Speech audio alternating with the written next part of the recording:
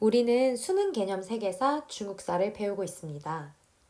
지난 시간까지 춘추전국 시대와 진시황의 진이라는 나라까지 배워봤고요. 오늘은 진나라에 이은 통일왕조, 이 한이라는 왕조에 대해서 배워볼 겁니다. 여러분들 한자, 한문, 한족, 한어 할 때의 이 한이 공통된 글자라는 걸 알고 계셨나요? 다 똑같은 한자를 쓰고 있어요. 바로 한나라 한이라는 글자인데 바로 오늘 배울 한나라에서 비롯된 그런 글자입니다. 그만큼 한나라는 중국 고전 문화의 기틀을 이룬 그런 왕조라고 할 수 있어요. 그래서 오늘의 포인트 두 가지를 들자면 첫 번째는 이 한나라의 전성기 때 황제인 한무제, 정말 중요한 인물이에요. 한무제고, 두 번째 포인트는 한나라 시대의 문화에 주안점을 두어서 보면 좋겠습니다. 그러면 한나라의 건국 과정부터 한번 보도록 하겠습니다. 물론 한무제가 중요하긴 하지만 이 건국자와 다른 지도자들까지 한번 함께 오늘 배워보는 시간일 거예요. 앞서 나왔었던 진시황의 진나라는 정말 단기간에 끝납니다. BC 221년에서 BC 206년까지면 불과 15년에 그 권력을 가졌던 사람이 가게 되면서 그 나라도 함께 망하게 되는 거예요. 이 진나라의 전철을 밟지 않기 위한 한나라의 노력들이 많은데요.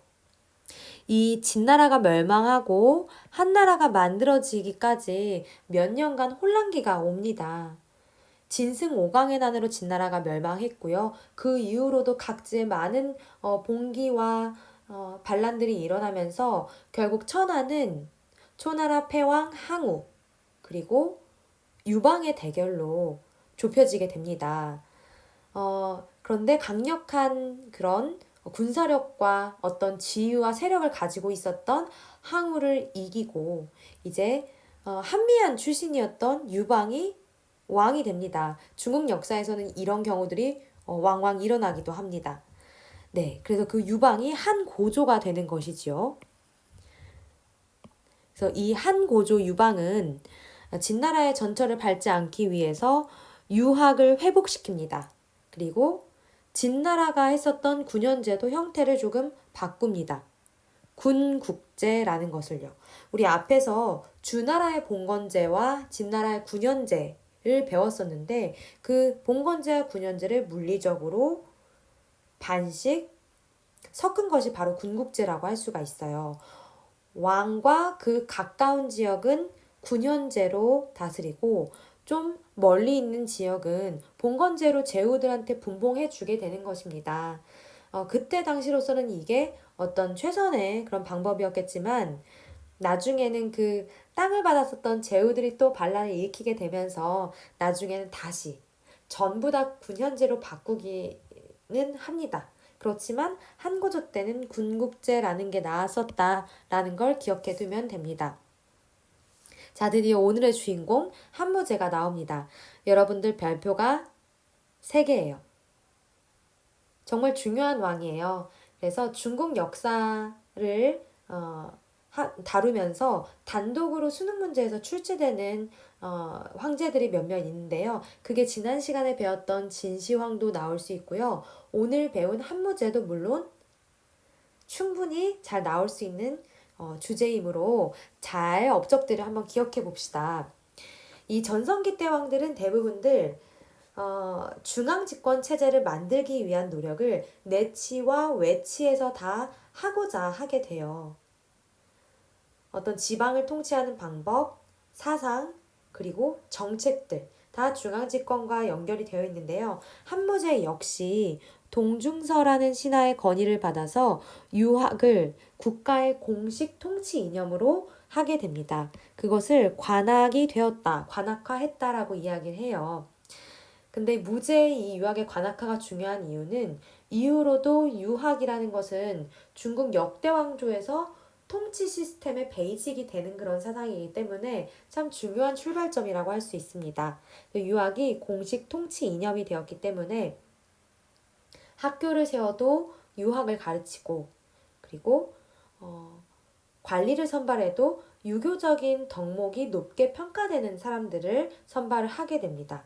그래서 유학을 가르치는 학교인 태학, 유학을 가르치는 사람들인 오경 박사가 설치가 되게 되죠. 그리고 앞서 이야기했듯이 군국제 역시 강력한 중앙 집권화를 위해서 전부 9년제로 바뀌게 됩니다.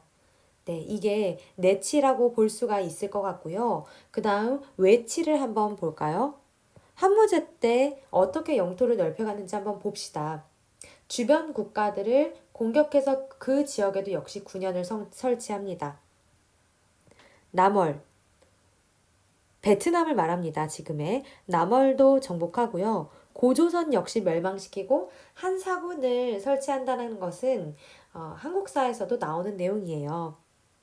이 남쪽으로 남월과 고조선을 정복했다면 이제 북쪽으로는 여전히 이 지도에서 만리장성 이북에 존재하고 있는 흉노와 아주 가열찬 전쟁을 하기도 합니다. 젊은 장군들을 파견을 해요. 위청 혹은 곽거병 이런 장수들이 아주 대승을 거두기도 하고 흉노를 제압하기도 합니다.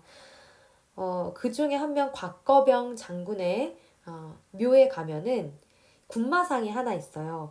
흉노를 거의 깔아뭉개듯이 말발굽 밑에 위치시키는 그런 군마상이 있기도 할 정도로 이때는 흉노를 제압했는데 흉노와의 전쟁에서 우위를 차지하기 위해서 한무제가 고민을 합니다. 동맹국을 찾을 수만 있다면 같이 협공을 할 수 있을 텐데 라고 생각을 했고요. 그 와중에 또 소문을 듣게 됩니다. 월지라는 나라의 왕이 흉노에 의해서 살해되었고 그 흉노가 그 월지 왕의 두개골을 술잔으로 삼았다 라는 소문이에요. 분명히 이 월지와 동맹을 맺을 수만 있다면 함께 협공을 할 수 있을 거라고 생각을 합니다. 그래서 월지와 사실 어디 있는지 위치도 정확히 잘 알지 못하는 월지와 동맹을 맺기 위해서 간 사람이 바로 이 장건이라는 사람이에요. 장건이 100여 명을 이끌고 출발을 하게 됩니다. 월지를 찾아서요. 그런데 가는 도중에 흉노에 사로잡히게 돼요. 흉노에 사로잡혀서 거의 10년의 억류 생활을 하게 됩니다. 그러면서 흉노인 아내도 얻고 그렇게 살았지만 장건은 자기가 가야 할 곳을 가고야만 말아요. 흉노에서 탈출해서 길을 찾아 월지로 가게 됩니다. 그런데 월지는 지금의 상황이 너무 안정되고 좋은 거예요. 흉노와 엮이고 싶지 않은. 흉노와의 동맹, 그 월지와의 동맹에는 실패하게 되지만 장건은 다시 돌아갑니다. 근데 또 그 과정에서 한번 흉노에 또 잡히긴 해요. 근데 자기 흉노인 아내와 시종 한 명과 탈출을 또 해서 13년 만에 한나라로 귀국을 하게 됩니다. 참 장건의 이런 여정이 파란만장했는데 이 장건 한 사람의 노력으로 인해서 요 지도에 보이는 이 장안을 출발해서 둔황 그리고 월지까지 이른 이 길의 사정이 널리 중국에 알려지게 됩니다. 그래서 여기에 있는 서역의 여러 나라들 그리고 상황들 알려지게 되면서 이 길을 통해서 비단을 비롯한 여러 물자들과 문화들이 왕래하는 정말 소중한 통로가 돼요. 이곳을 비단길, 실크로드라고 하게 됩니다. 선생님이 최근에 읽은 책 중에 유용준 교수님이 쓴 나의 문화유산 답사기 중국편이 있어요. 이 세 권은 이 비단길 실크로드에 대해서 다루고 있습니다. 참 다양한 다채로운 문화의 통로가 되었던 이곳 역시 나름대로의 찬란한 문화가 있었던 그런 곳이에요. 이곳을 통해서 불교가 들어오기도 했고요. 다양한 문물이 왕래되는 귀한 통로가 되는데요. 그 역할에 물꼬를 튼 것이 바로 장건이라고 할 수가 있습니다. 그런데 이렇게 흉노와의 잦은 전쟁으로 인해서 재정이 부족해지는 문제가 생기게 돼요. 그래서 한무제가 국가에서 전격적으로 세 가지 정책으로 재정을 회복하고자 노력하게 됩니다. 첫 번째는 소금과 철의 생산과 유통 및 판매를 국가가 전담해서 거기에서 얻어지는 이득을 세금으로 쓰는 거예요. 그게 소금, 철 전매제, 염철 전매제라고도 합니다. 두 번째는 균수법과 평준법입니다. 균수법은 각지의 물자를 부족한 지방에 공급을 해주는 거예요. 그러니까 지역별로 물자가 부족하지 않게끔 하는 거고요. 평준법은 시기별로 물자가 쌀 때가 있고 비쌀 때가 있는데 그때 국가가 가진 물건을 팔아서 물가를 조절하는 거예요. 시기별로 물가를 조절한다라고 생각을 하면 됩니다. 세 번째는 국가가 오수전을 주조하는 것입니다. 이 한무제의 세 가지 재정 정책은 한때 문제로 굉장히 잘 나왔었어요. 그러다가 요즘은 또 안 나오고 있는 추세인데 이걸 기억하면 좋을 것 같아요. 이 재정 정책을 하게 된 이유, 바로 흉노와의 잦은 전쟁으로 인한 재정 부족을 메우기 위해서다라는 것까지 기억해 두면 완벽한 이해가 되겠습니다. 네, 이렇게 한무제를 잘 기억을 해두고요. 한무제 이후에도 몇몇 왕들이 등장을 합니다. 그런데 이 한나라, 유씨의 한나라죠. 유씨의 한나라의 외척이었던 왕망이라는 이 사람이 등장을 하게 됩니다. 이 왕망은 왕의 외척이었고 어느 정도 권력이 있는 사람이었는데 본인의 외손자가 왕일 때 외손자를 독살하고 황제를 독살하고 본인이 황제 위에 오르면서 나라 이름도 바꿨어요. 이 왕망에 의해서 짧지만 새롭게 만들어진 나라가 신입니다. 갑자기 한나라 중간에 신이라는 나라가 생긴 거예요. 그렇지만 불과 15년밖에 가진 않습니다. 어떻게 보면 굉장히 잔혹한 인물이라고도 할 수 있는데 이 왕망이 바랬던 국가의 모습이 있었던 것 같아요. 왕망이 황제가 되면서 추진한 정책들이 굉장히 파격적입니다. 첫 번째는 토지를 다 국유화한다. 그리고 두 번째는 토지 매매를 노비 매매를 금지시킨다 라는 것이에요. 땅이 많고 노비가 많은 사람들이 반발하겠죠. 바로 그들이 누구였느냐. 지방을 근거지로 해서 대토지를 소유한 호족이라는 사람들이에요. 잠시 후에 호족에 대해서는 더 이야기하게 될 텐데요. 호족들이 엄청난 반발을 하게 되면서 이 신이라는 나라는 감당을 할 수가 없게 되고 불과 15년 만에 신도 역사 속으로 사라지게 됩니다. 그러면서 그 반발했던 호족들이 다시 왕으로 황제로 앉힌 사람은 유씨를 다시 데려오게 됩니다. 후한 광무제 유수라는 인물이 되게 되는데요. 다시 한나라가 회복됐으므로 이 앞에 나오는 한을 전한이라고 부르고요. 후한 광무제 유수 이후부터의 한나라를 후한이라고 부르게 됩니다. 전한 때의 이 수도가 장안이라면 후한 때의 수도는 러양이 되게 됩니다. 한번 지도에서 확인을 해보고 갈까요? 전한의 수도 장안이고요. 후한의 수도는 러양입니다. 네, 이 후한 광무제 유수는 호족의 지원으로 다시 후한을 만들어냈지만 이 후한도 길게 가지는 못하네요. 외척과 환관의 발호로 인해서 굉장히 어지러운 상태였기 때문에 한나라 역시도 농민 반란에 의해서 쇠퇴하고 멸망을 맞이하게 됩니다. 이 한나라 때의 농민 봉기는 노란 두건을 쓴 황건적의 난입니다. 이 황건적의 난 토벌을 둘러싸고 아주 조정에서도 굉장히 혼란스럽고 복잡한 상황이 벌어지게 됩니다. 그 이후에 다시 분열기가 찾아오게 되는 거고요. 이게 한나라의 정치 흐름이었고 한무제를 중심으로 잘 정리해 두시기 바랍니다. 네, 중국 왕조를 쭉 볼 때는 이렇게 정치를 먼저 볼 거고요. 나머지 경제, 사회, 문화 면에서의 주요한 포인트들을 짚고 가게 될 거예요. 어떤 왕조에서나. 그래서 한나라 역시 경제, 사회, 문화 면에서의 주요 내용들을 한번 살펴보도록 하겠습니다.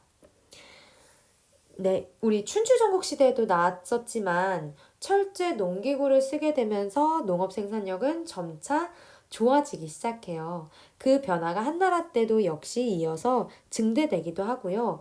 근데 이 농업 생산력이 늘어났다라는 것은 잉여 생산물이 생긴다라는 것이고, 잉여 생산물을 두고 더 많이 차지하는 사람과 덜 차지하게 되는 사람이 나뉘어지게 된다라는 거예요. 더 많이 차지한 사람들은 물론 부유한 그런 호족으로 발전을 하게 되겠죠. 네, 그래서 사회면을 좀 보게 되면요. 아까 선생님이 한번 이야기한 것처럼 관리 선발에서도 유교적으로 덕망이 있는 사람들을 지방관이 추천하는 제도를 쓰게 됩니다. 그것을 향거리선제라고 해요. 여러 가지 과가 있지만 효령과라고 하는 것처럼 효성스럽고 예의가 있는 사람들을 천거하는 그 과가 가장 대표적이라고 할 수가 있겠죠. 그리고 지배계층은 이 농업 생산력이 증대되면서 나타난 호족입니다. 이 호족은 지방을 근거지로 해서 대토지를 소유한 그런 세력들을 호족이라고 합니다. 호족과는 달리 중앙을 근거지로 해서 권력을 갖고 있는 사람들을 귀족이라고 하고요.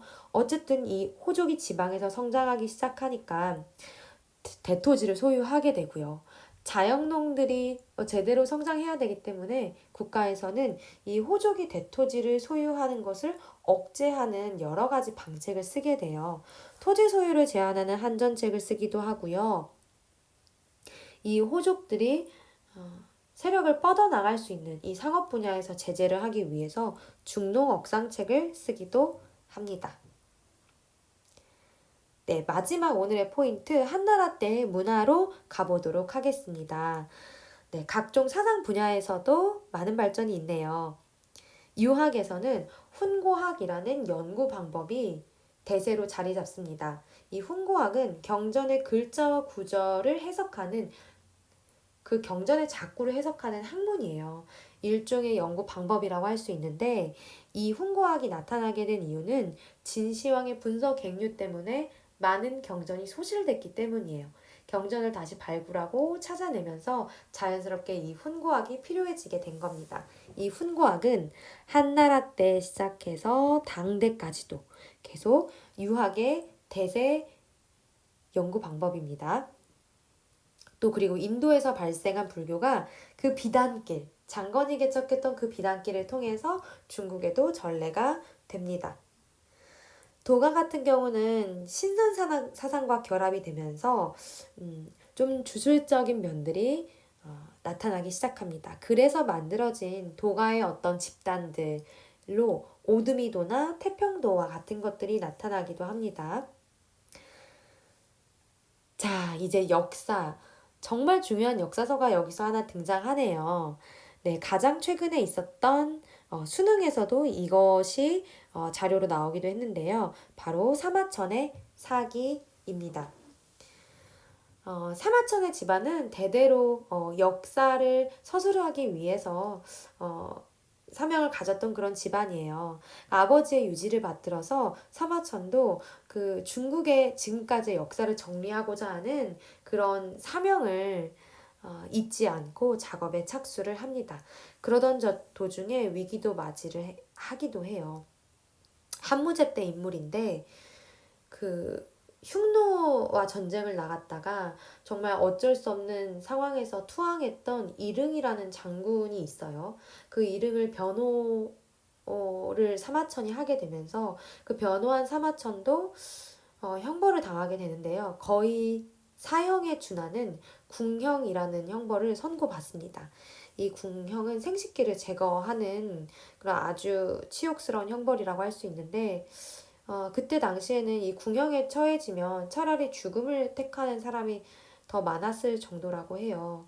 그렇지만 사마천이 죽음이 아닌 궁형을 이제 감내했던 것은 역사서술이라는 자신의 사명이 있었기 때문일 거예요. 그래서 사마천이라는 정말 중국에서 가장 오래된 역사서, 이런 역작을 남기게 되는데요. 이 역사서술 방법이 독특합니다. 그냥 시간 순서대로 쭉 서술해 간 것이 아니라 사기는 이렇게 나누어져 있어요. 본기, 세가, 지, 표, 열전. 제왕의 역사, 제후의 역사, 제도, 연표, 인물들의 역사 이렇게 나눈 것인데요. 여기서 본기의 기, 그리고 열전의 전을 합쳐서 이런 역사서술 방식을 기전체라고 해요. 이제 사마천의 사기는 대대로 앞으로 나올 기전체의 모범이 되었다라고 할 수가 있습니다. 그리고 반고라는 역사가가 한나라의 역사를 정리해서 한서를 이렇게 쓰기도 했습니다. 그리고 체륜이 드디어 문자를 기록할 수 있는 종이를 만드는 기술을 개량해냅니다. 이전에는 비단이나 죽간에다가 기록을 했었는데 훨씬 더 가볍고 값도 덜 나가고 보관도 할 수 있는 그런 종이의 발견이 이 시대 때 이루어지는 것이죠. 네, 여러분 오늘 선생님이 설명해 드렸던 한나라 첫 번째 포인트는 한무제의 업적이고요. 두 번째 포인트는 한 시대의 문화로 중국 고전 문화의 기틀이 마련되었다라는 것을 기억해 두면 되겠습니다. 그 다음에 이어지는 분열시대에 대해서는 다음 영상에서 만나보도록 할게요.